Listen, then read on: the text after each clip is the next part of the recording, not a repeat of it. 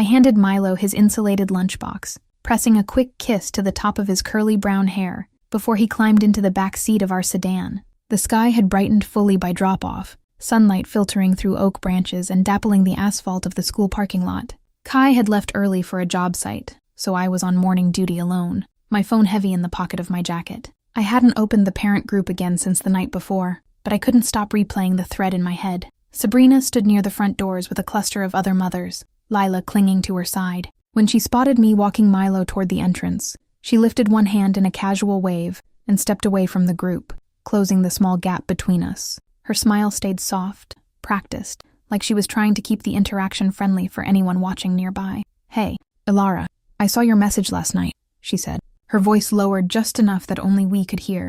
"I get you're worried about allergies, but it really wouldn't take much extra time. You're already in the kitchen each morning. $10 a day adds up fast, especially for something you're making anyway." My fingers tightened around Milo's backpack strap. I knelt to adjust his hood, buying a second to steady my tone before I responded. "It isn't just the time, Sabrina. Cross-contamination is a real risk. If I prep 2 separate meals, one mistake could make Milo sick.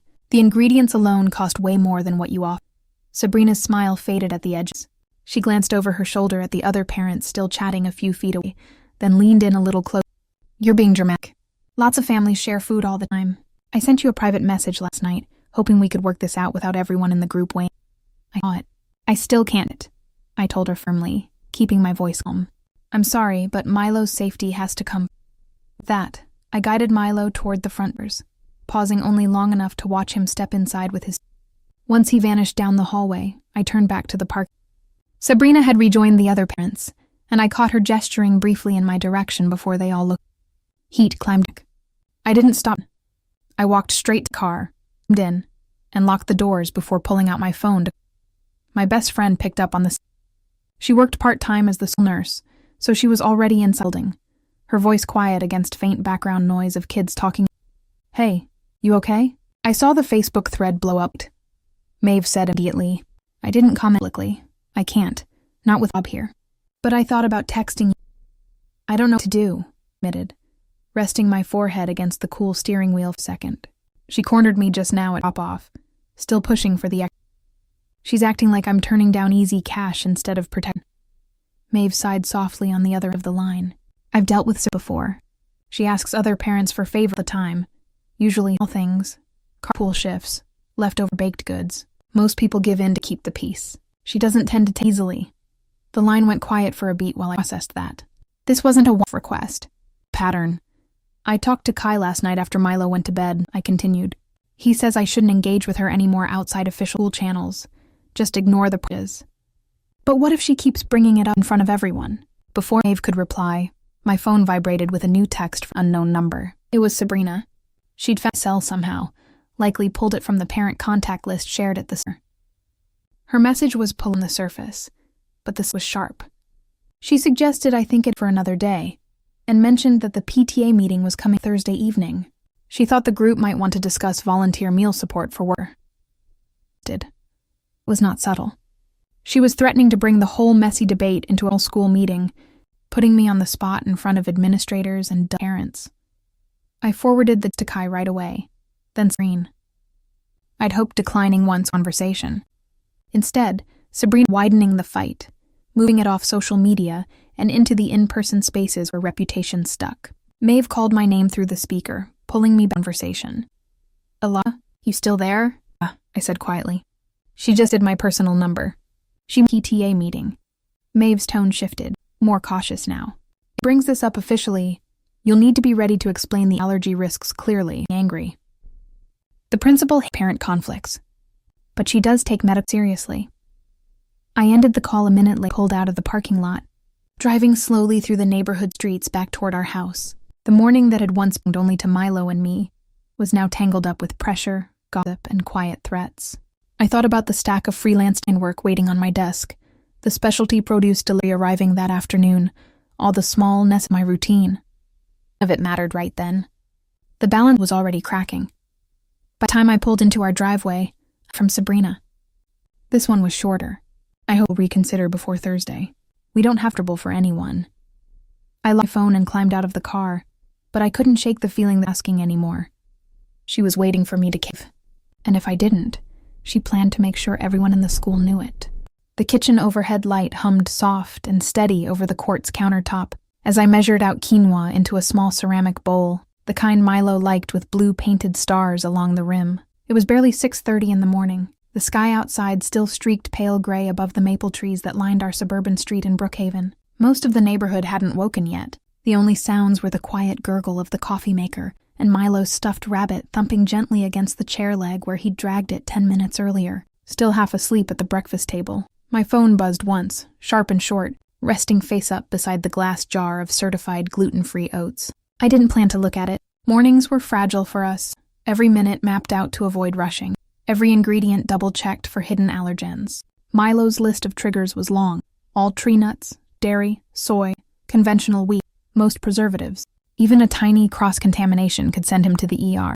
That was why every component of his lunch came from specialty organic farms an hour outside the city, why I prepped each container separately, wiped down every surface twice before touching his food. One lunch, when I tallied every grain, vegetable, and protein, easily topped $45 in raw ingredients, not counting the hours of careful prep. The phone buzzed a second time, followed by a third. Curiosity pulled my gaze away from the measuring cup. It was a notification from the Brookhaven Elementary second grade parent Facebook group, the one I rarely opened except for official school announcements. Someone had tagged me directly. I tapped the screen, wiping my palm on the thigh of my fleece sweatshirt before touching the glass. Sabrina Hale's name sat at the top of the I recognized. She dropped her daughter Lila off most mornings, always dressed polished, quick to laugh with other parents, active in the PT. Her comment stood plain in the visible to every mother and father subscribed to the group. Elara, your son's lunches look really elaborate. Starting row, could you pack an extra one for my daughter Lila? I'm not asking for a handout. I'll pay you $10 a day. By the end of the month, you'll actually make a little extra money on. I stared at the words for a long time, my thumb hovering over the screen like I might somehow erase the sentence if I pressed hard enough. $10. It barely covered the specialty pro loan. Never mind labor. The risk of cross-contaminating Milo's safe food if I prepped 2 separate allergy-friendly meals in our kitchen. This wasn't a reasonable test. It was casual, public entitlement, wrapped up like a business. Milo stirred beside me, pushing his sippy cup. Mommy is ready? Almost bug, I murmured, locking the phone and setting it face down again, but the message kept loose in my head. I finished portioning his berries into a sealed silicone container, my movement slower now, tight with disbelief. I had never spoken to Sabrina outside of quick greeting. We were friends. She had no real understanding of why every meal I packed required such care. Once Milo was settled for breakfast, I carried my phone to the hallway, out of earshot from him, and I kept it polite, neutral, careful not to sound sharp in front of the whole group. I explained that Milo's meals were medically specific, prepared to avoid life-threatening allergies, that adding a second lunch created safety risks, and wasn't financially feasible for me. I wished her luck finding another solution for Lila's lunches and hit send before 30th. Then Sabrina replied again. I didn't think it was that big of a hassle. Lots of parents make extra food. $10 daily is fair pay for a simple homemade meal. It feels strange to turn down extra income when you're already... My chest went warm with quiet frustration. She'd framed my refusal as stubborn, as me passing up easy cash, ignoring every medical detail. Comments began popping up below her reply after another. A few parents asked gentle questions about Milo's allergies.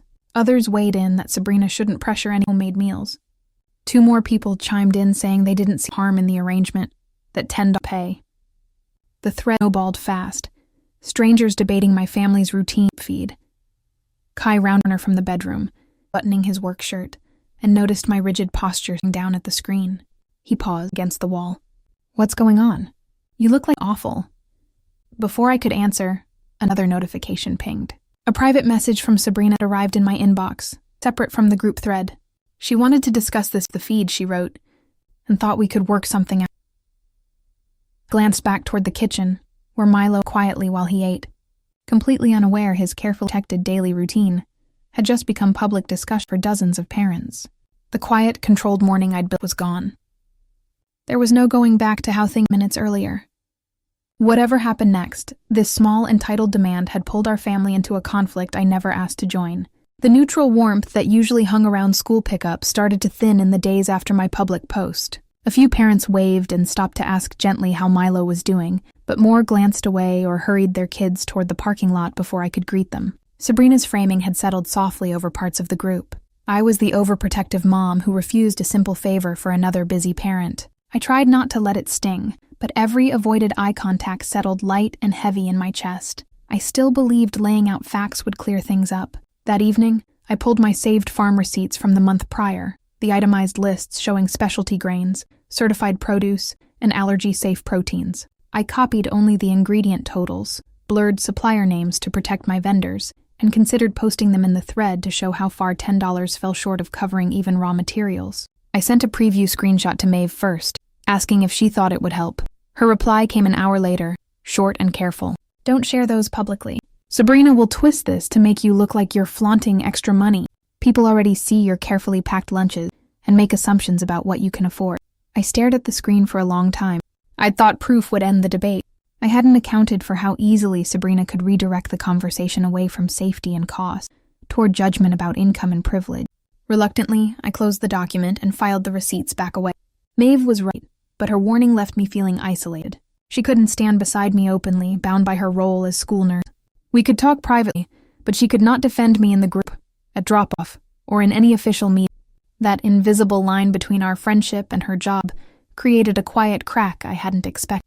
2 days later, Maeve called during her lunch break, voice lowered in a nearly empty nurse's office. She told me Sabrina had stopped by the classroom teacher that morning to... Sabrina hadn't demanded anything outright, but she'd mentioned the parent group argument and floated the idea that the school might encourage families to support one another with homemade meals. The teacher had politely redirected her, saying meal planning was a private household choice, but the seed had been planted. Sabrina was dragging school staff into our disagreement, hoping the weight of the institution might nudge me into a... My throat tightened as I... What had started as a Facebook comment now touched classrooms, people whose focus should stay on teaching 7-year-olds, not mediating parent disputes. Kai noticed my tense posture when I hung up and pulled me onto the couch beside him, handing me a glass of... We need to avoid reacting impulsively, he said. If she keeps pulling staff into this, we go straight to Principal Reese. Not there. Teachers don't need this on their plate. I nodded, but doubt in. I'd expected the conflict to stay between Sabrina, contained online or in brief drop-off Instead, she was expanding her reach slowly, picking at every possible space where pressure built. That evening, I checked the parent subgroup chats I'd been added to month 4, smaller threads for field trip planning and class party coordination. In one closed group, Sabrina had shared cropped screenshots of our messages, cutting out the parts where I explained Milo's allergies and the cross-contamination risk. Her post framed me as uncooperative and unwilling to help another working mother. A handful of replies echoed her frustration before someone asked for the full... I sat back in my chair. Quiet dread settled. She wasn't just trying to get an extra lunch for Lila anymore. She was shaping how other parents saw me, piece by piece, with edit. I'd misjudged her strategy completely. I thought the truth would solve. But she understood social pressure. She knew partial stories spread faster than full explanations, and most people would not take the time to ask. At night, I packed Milo's lunch slowly, each container labeled. The routine that used to feel comforting now edged with vigilance. I thought about the parents who'd messaged me before, the ones who'd experienced Sabrina's request. None of them had spoken publicly, and Standing up meant stepping into the center of a messy light. As I closed Milo's lunchbox, my phone lit up with another text. She wrote that she hoped I'd reconsider before Thursday's PTA meeting, and that several other parents agreed shared meal prep was a good... The message was the surface, but it carried a warning. I set the phone face down on the counter and looked out the kitchen window at our quiet. The conflict was no longer contained. It had spread to teachers, private subgroups, and casual conversations between parents. My earlier plan to simply share facts and wait for the issue to fade had failed. I was more alone in this fight than anticipated, and Sabrina was preparing to bring everything into the open forum of a meeting. The front hallway smelled of fresh basil when I walked inside, the paper grocery sack from the regional farm delivery sitting on the entry table. I dragged it into the kitchen and spread the packages across the counter, each one labeled with certification stamps confirming zero cross-contact with allergens. Normally, unpacking these supplies felt grounding, a quiet ritual that meant I was caring for Milo properly. Today, every sealed bag only reminded me of what Sabrina was asking me to risk. I set my laptop on the kitchen island and pulled up the Brookhaven Elementary District allergy guidelines, scrolling slowly through each paragraph while sipping cold coffee left over from the morning. Maeve had mentioned liability the day before, and I needed hard wording I could reference if Sabrina followed through at the PTA meeting. The document spelled it out plainly. Staff could not require private families to prepare food for unrelated students, and homemade meals shared between households created an elevated cross-contamination risk the school could not oversee. That line felt like a small lifeline. Kai called during my research, stepping out from a work break. I told him about Sabrina's personal text and her comment about the PTA meeting. "You shouldn't have to argue this alone," Kai said, his voice steady over the speaker. "If you're going to post anything publicly, stick only to facts. No frustration, no jab. Just Milo's medical needs, the safety risk, and why the arrangement isn't possible." I nodded even though he couldn't see me, and opened the parent Facebook group again. The original thread had slowed overnight, a handful of neutral comments asking if things had been sorted out. I drafted my response carefully, reading it 3 times before hitting post. I restated Milo's severe allergies, explained that dual meal prep introduced unacceptable cross-contamination risk, noted the specialty ingredient cost far exceeded $10 daily, and included a brief reference to district food safety guides. I closed it by saying I respected everyone's busy schedules, but could not compromise my son. Within 5 minutes, Sabrina replied. Her post was polished, designed to earn sympathy. She wrote that she never meant to cause, acknowledged allergies were serious, but framed the whole ask as a harmless fear that I'd blown out of proportion. She added that she hoped no hard feelings remained, which made it sound as if I was the one stirring up my jaw. She hadn't engaged with a single point about safety or she'd simply shifted the narrative to paint me as overreaching. I set the laptop aside and pulled my phone out to screenshot the original group, her follow-up public, the private text to my personal number. I saved each image into a labeled folder in my cloud storage. If this kept escalating, I needed a clean record of everything said, no missingness. I'd always hated keeping documentation. It felt adversarial, like preparing for a fight I want, but I couldn't afford to be caught off. That afternoon, while I sorted berries into storage, 3 separate private messages popped into my Facebook inbox from other second grade. Each of them said they'd dealt with Sabrina before. One woman wrote that Sabrina had pressured her into carpooling Lila 3 days a week for an entire semester, without offering gas money. Another said Sabrina had asked to borrow multiple party decorations and never returned them. A third mentioned Sabrina had tried to convince her to bake extra cupcakes for Lila's birthday on. My shoulders relaxed slightly, not relief, but with right. This was a pattern, not an isolated step. Sabrina was comfortable pushing boundaries with other people when those parents hadn't spoken up before, worried about starting conflict in the small. They were only comfortable messaging. I typed quiet thank you replies, promising not to share their. I didn't push them to post their own stories. I understood. By dinner time, Kai arrived home and leaned against the counter while I chopped vegetables. I showed him the saved screenshots and the private messages from other parents. "Okay, so she has a history of this," Kai said, rubbing the back of his neck. "That helps, but don't go spreading those private accounts around. Those women trusted you to confidence." "I won't," I agreed. "But it changes everything. This isn't just about lunch anymore. She's used to people." That night, I packed Milo's lunch for the next school with extra care, sealing each dinner twice, wiping the counter 3 times between items. As I closed the insulated lunchbox, I realized I was no longer just passively turning down Sabrina's request. I had built defenses, a fit policy text, dated screenshots, quiet support from other parents who pattern. I was ready to protect my boundary, but the shit cost. I could no longer pretend this disagreement might fade away on its own. Sabrina had already keep pushing.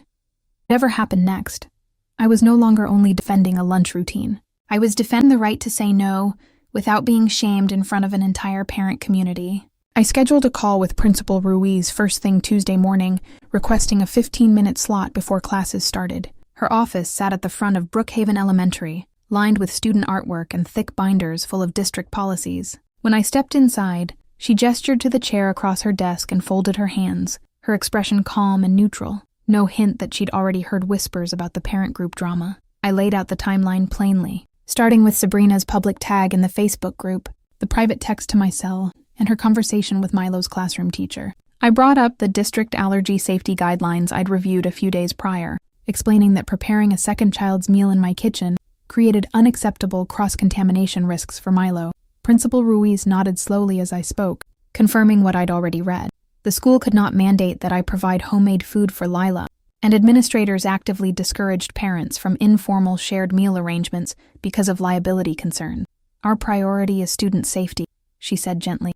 If Sabrina brings this up during the PTA meeting, I will clarify that this is a private family matter, not a volunteer or school requirement.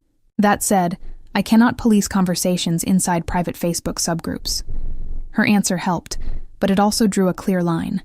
The school could shield me from official pressure, yet it could not stop Sabrina from shaping opinions among other parents online. I thanked her and stood to leave, but before I reached the door, Principal Ruiz paused. For what it's worth, I've mediated similar boundary disputes before. Some parents grow used to asking for favors, without considering the burden they place on others. Her quiet comment hung with me all the way back to the car. It confirmed Sabrina's pattern wasn't unique to me. The school had witnessed this behavior before. Later that afternoon, I messaged the 3 parents who'd reached out privately a week earlier, asking if they were comfortable sharing brief written accounts of Sabrina's past requests for my personal record. With full assurance their names would never be shared publicly. 2 replied quickly, sending short paragraphs detailing the carpool and decoration incident. The 3rd hesitated, worried about retaliation in the tight-knit school community, and I immediately told her I understood completely. Nope. While scrolling through the closed field trip parents group, I spotted Sabrina's newest. She'd shared more clipped screenshots, still leaving out my explanations about Milo's allergies, and added a line suggesting I cared more about money than supporting other families. One comment asked why she hadn't included the full thread, and Sabrina replied that she didn't want to drag everyone through overly long messages. I pulled up the original chat history on my laptop and compared it side by side with what she. Every sentence that justified my refusal had. Kai leaned over my shoulder as I saved the screenshots to my evidence. She's not looking for a solution anymore. She's building. I leaned back in a chair. A cold realization settled over me. This had never only been about lunch. If I gave it time, Sabrina would know I could be pushed into favors whenever I wanted. Carpool help, baked goods, last-minute childcare, any request might later. Agreeing to pack that second lunch would set a permanent precedent she would not hesitate. The morning, I stopped by the nurse's office before drop-off to check. She pulled me into the small supply closet, privacy, away from the office camera and any. Sabrina mentioned to another teacher yesterday that she thinks you're hiding something about the ingredients. Maeve whispered. She's telling people your allergy restrictions might be exaggerated to of her. The line. Questioning Milo's medical needs was rude. It threatened the accommodations he relied on every day at school. I thanked Maeve for warning me and walked to the parking lot. By Wednesday night, the PTA meeting loomed less than 20 days. I organized every document chronologically. Policy excerpts, full unedited message threads, the private witness statement I'd collected, all time-stamped and saved to the cloud drive. I didn't plan to air every publicly, but I needed to be ready if Sabrina chose to turn the meeting.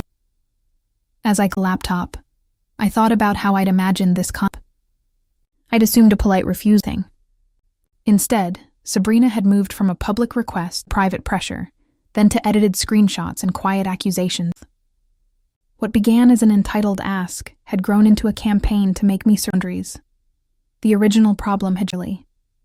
I was no longer fighting over a daily lunch container. I was fighting to stop a pattern of manipulation before it normalized within the parent community. If I backed down now, every other parent would see that public pressure work. I looked at the clock, noting groan. Tomorrow's PTA meeting would decide whether this conflict stayed confined or exploded in front of every parent and administrator in attendance. Sabrina had already laid groundwork online. Now it was my turn to prepare for the moment when everything would move fully into view. Thursday stretched long and thin, loaded with quiet tension before the evening PTA meeting. I woke early to prep Milo's lunch, my hands moving automatically through each step, though my mind kept wandering to what might unfold once the sun set. Kai left for his job site with a gentle reminder to stay calm, to stick to facts instead of frustration, and to leave the room if the conversation turned hostile. Maeve texted a quick good luck note, adding that she would be present as staff, but unable to speak on my behalf. Mid-morning brought a sharp scare. The school office called, asking me to come pick Milo up right away. My pulse spiked as I grabbed my keys, already running through possible cross-contamination scenarios. When I arrived, Maeve met me by the nurse's office, her expression tight. Milo had grabbed a stray cracker from a classmate's desk during recess, and though he spit it out immediately, There was a faint rash blooming along his jaw. Maeve administered antihistamine and monitored him while I drove over, and by the time I knelt beside him, the rash was already fading. Still, the fear lingered heavy in my bones. One tiny, accidental exposure could land him in the ER. It drove home exactly why Sabrina's request was never just an inconvenience. It carried real risk. Once Milo was settled safely at home with a tablet and a snack, I tried to focus on my freelance design deadline, but my concentration fractured every few minutes. I cycled through every worst-case version of the PTA meeting. Sabrina painting me as selfish in front of the whole room, parents whispering as I walked by, Principal Ruiz unable to keep the discussion from spiraling. I considered deleting my parent group accounts entirely, stepping back from every school conversation to escape the gossip. For a little while, that option felt like the easiest way out. No more screenshots, no more documentation, no more defending myself to people who had already made up their mind. While I sat staring at my laptop screen, I pulled up the full thread between Sabrina and me, reviewing every line one last time before the meeting. I'd read these messages dozens of times, but this time a throwaway line caught my eye, buried halfway down a long private text she'd sent days earlier. Sabrina wrote that she understood allergies could be serious, but she figured my kitchen stayed so clean that adding Lila's meal wouldn't create any. She had known about Milo's life-threatening allergies from the very beginning. Her later comments questioning whether I'd exaggerated his medical needs directly contradicted that sentence. That small line was proof she had misled other parents on purpose. It was not just a passing note. It was a crack in the version of events she'd been sharing with everyone. I saved that specific exchange as a separate file, marking the timestamp. This was not ammunition for petty retaliation. It was a way to show the full truth if she chose to lie about what she knew. The discovery shifted something inside me. I stopped fixating on whether I could win over every parent in the room. I no longer needed universal approval. My only goal was to present an accurate record and protect my family, regardless of who chose it. Evening. I dressed simply in a soft blouse and jeans, and Kai offered to come with me to the PTA meeting support. I told him I needed to handle myself.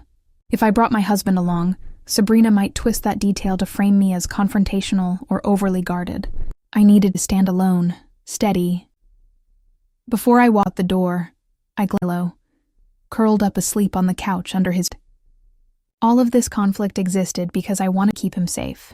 That grounded me. I tucked the folder with my printed documents in my tote bag, my jacket, and hell.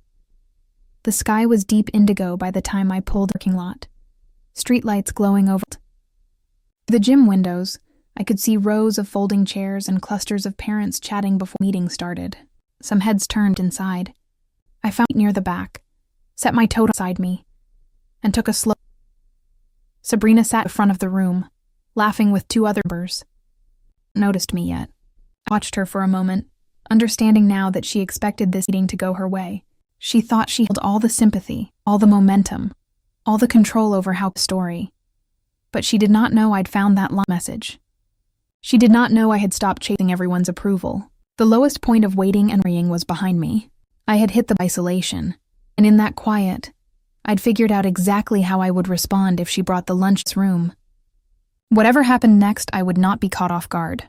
The days after the mediation moved at a strange, suspended pace. The formal dispute with Sabrina was technically closed by Principal Ruiz's email, yet ripples still drifted through the school community. I kept showing up to morning drop-offs, packing Milo's allergy-safe lunches each dawn, and tried to settle back into my regular freelance workflow. But I could feel the quiet shift in how parents interacted with me. A few people offered small, sincere smiles. Others still turned away quickly, unsure where to land in the aftermath. Sabrina kept her distance in public, though I spotted her once or twice huddled in quiet conversation with her PTA allies near the front doors. I did not approach, and she never called out to me. Her strategy seemed to pivot away from direct pressure, leaning instead on quiet word of mouth to salvage her reputation. I stayed vigilant, continuing to save screenshots of any new group messages, though nothing directly hostile appeared for several days. Midweek, my inbox lit up with private messages from two parents who had previously hesitated to speak up. They were willing to act as witnesses if Sabrina revived the argument in any official setting. Neither wanted to be named publicly, but they confirmed the pattern. Repeated requests for free favors, carpooling without gas reimbursement, borrowed items never returned. Their support mattered, not as fuel for retaliation, but as proof I was not imagining the pattern of boundary pushing. I shared the new messages with Kai that night over dinner. He leaned back in his chair and nodded thoughtfully. You don't have to use those statements unless she starts this fight again. Their insurance, nothing more, I agreed. My goal was never to ruin Sabrina's standing in the PTA or turn the whole parent group against her. I only wanted the demand for a second lunch to disappear completely, and for other parents to know it was acceptable to say no without public judgment. That same evening, Maeve found me briefly after school pick. She pulled me aside beside the playground fence, her voice. Sabrina's been telling people the principal only stepped in because you threatened to make us. She's framing it like school policy was just an excuse to shut her. A faint flicker of irritation rose me, but I pushed it down. I had already prepared my fact-based statement for any future mediation or discussion. I would focus strictly on Milo's medical safety, district liability rules, and the documented messagery, avoiding emotional accusations. That was the only way to keep the. As the weekend arrived, I reviewed my folder of evidence. Full message threads, policy excerpts, time-stamped screenshots, witness counts, the principal's follow-up email. Everything was ordered and backed up across cloud storage and an external drive.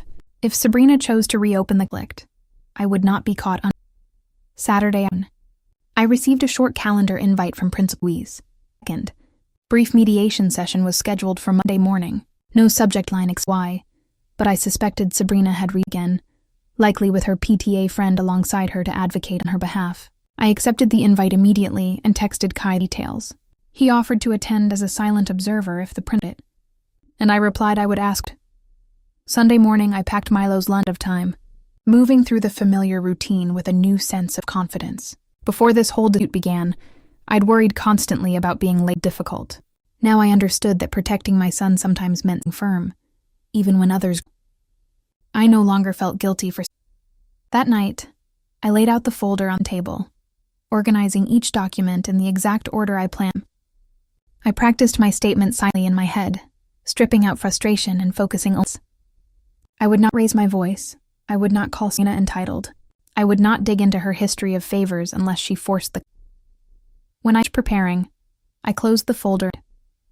Outside the window, the neighborhood settled into quietness. Monday's mediation would be the final formal showdown. Sabrina still held some residual sympathy from parents who had only seen her at screenshots, but her leverage. The witnesses, the written record, and the district policy all stood. I took a deep breath and walked down the hallway to check on Milo, asleep.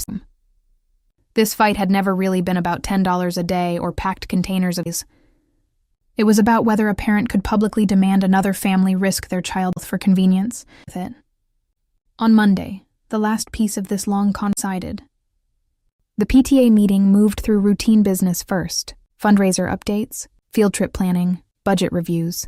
Voices hummed around the gym, folding chairs scraping softly as parents shifted positions. I kept my hands folded in my lap, occasionally glancing toward the front where Sabrina sat, waiting for her opening. I half expected her to raise the lunch debate during open forum, but when the meeting wrapped up without a single mention, a quiet confusion settled in my chest. Parents began packing their notebooks and chatting in small groups. I stood slowly, reaching for my tote bag, when Principal Ruiz caught my eye and gave a subtle nod toward her office. Sabrina was already walking that direction, her expression tight, one of her PTA allies trailing a step behind. I adjusted my grip on the bag and followed. Once we were all seated inside the office, the door clicked shut. Principal Ruiz sat behind her desk, and she wasted no time cutting past pleasantries. I asked both of you in here together to resolve this privately, instead of letting it spread further through the parent community. Sabrina, you mentioned to me earlier you'd like to discuss the meal request formally.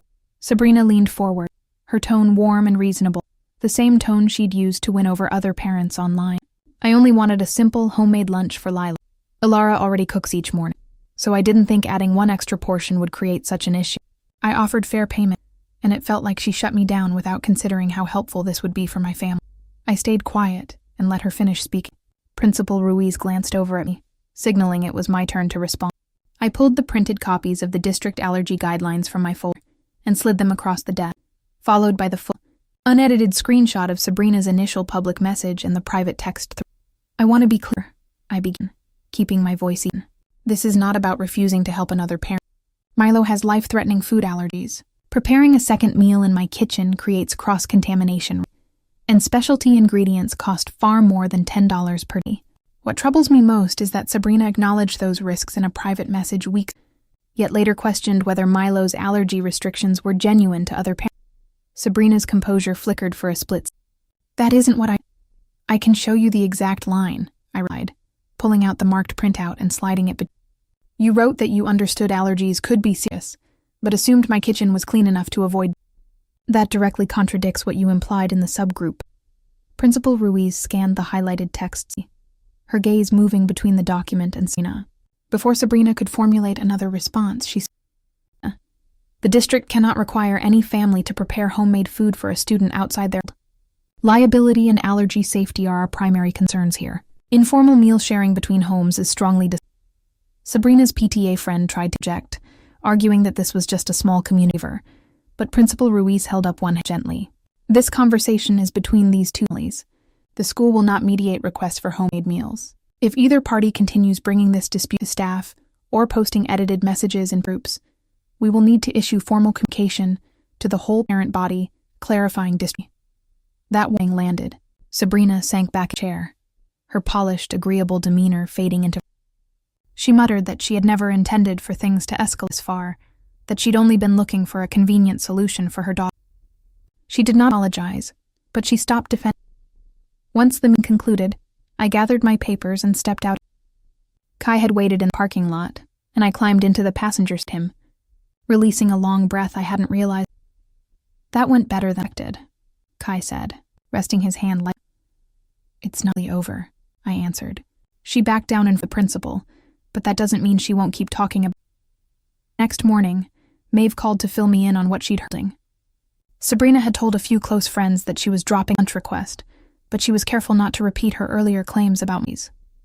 Word spread slowly through the parent circle that the school had reviewed the situation and sided with the allergy safety rules. Some parents who'd stayed silent before began reaching out privately to say they understood. I spent that afternoon sorting and organizing all my saved evidence with time, archiving the folder securely. I no longer expected to need it, but keeping the record felt like closing a chapter properly. Sabrina had misstepped badly when she brought her complaints to Ruiz, accidentally confirming she'd known about Milo's allergy. That mistake shifted the balance of. By the end of the week, Principal Ruiz sent both of us a brief follow-up email confirming our mediation discussion and the district students. The note was neutral, official, and closed the formal conflict. The next step was waiting for mediation to up completely, but I already knew the central battle was won. The lunch demand would not move forward. Still, I prepared myself for lingering social fallout as the community processed everything that had happened. Monday morning arrived gray and cool, a thin mist hanging over the parking lot as I pulled into Brookhaven Elementary. I carried my neatly labeled folder under one arm, my steps steady as I walked toward Principal Ruiz's office. Kai had asked if I wanted him present, but I'd decided to attend alone. This was my boundary to defend, and I wanted to speak for Milo without anyone else shielding me. The office door stood slightly ajar. When I stepped inside, Sabrina was already seated, her PTA ally Claire beside her. Both sat upright, expressions firm, ready to argue their case. Principal Ruiz gestured to the empty chair across from them and closed the door firmly behind me. "Thank you all for coming," the principal began, resting her hands flat on her desk. "This follow-up meeting is to finalize any remaining concerns before we close the matter officially. Sabrina, you reached out last week with additional points you wish to discuss. You may start." Sabrina leaned forward immediately, her tone measured and persuasive. "I want to reiterate that I never meant to threaten anyone. I only hope to arrange a simple paid meal for Lila. I believe Elara has overstated the risk, and it feels unfair that the school is siding with her without considering how much support busy working parents need." She glanced at Claire, who nodded in agreement. "Many families share cooking duties all the time without incident." Principal Ruiz turned toward me. "Elara, your response." I opened my folder and slid the printed district allergy guidelines across the desk first. "I am not overstating risk. Milo has life-threatening allergies. Even tiny traces of forbidden ingredients can trigger anaphylaxis. Preparing 2 separate meals in my home kitchen creates unavoidable cross-contamination, and specialty organic ingredients cost far more than $10. I pulled out the full, unedited message thread, tapping the highlighted line from Sabrina's private text. Early in our conversation, Sabrina explicitly wrote that she understood allergies could be serious. Later, she shared cropped screenshots in parent subgroups and implied my son's medical restrictions might be exaggerated. That misinformation is what turned this private request into community gossip. Sabrina's jaw tightened. I did not say Milo's allergies. The edited screenshots removed every explanation I provided about safety and trust. I replied calmly. Anyone reading those posts would only see that I declined to pay. Principal Ruiz reviewed the highlighted text slowly, then looked to Sabrina. The school cannot validate informal meal sharing between households due to liability and allergy safety. That policy applies equally to every family. No parent is required to prepare food for another. Claire spoke up then, attempting to shift the conversation toward community support. This feels like discouraging neighbors from helping. Support does not mean forcing a family to compromise their child. Principal Ruiz answered. If Sabrina is looking for lunch solution, Lila, the cafeteria offers day meals. Or she can coordinate with other parents who volunteer. No one can pressure Elara into this. Sabrina fell quiet for a moment. Her carefully constructed sympathetic narrative collapsed around her. She had no evidence to counter the full message thread, no policy to support her demand, and no way to deny she'd shared partial screenshots. The room grew still, save for the distant hum of the school hall. Finally, she sighed, her voice softer, stripped of its earlier. I didn't realize how seriously this would impact family. I was burnt out with meal prep and took a shortcut by asking you publicly. I won't bring up again. It was not a full, sincere apology, but it was a concession.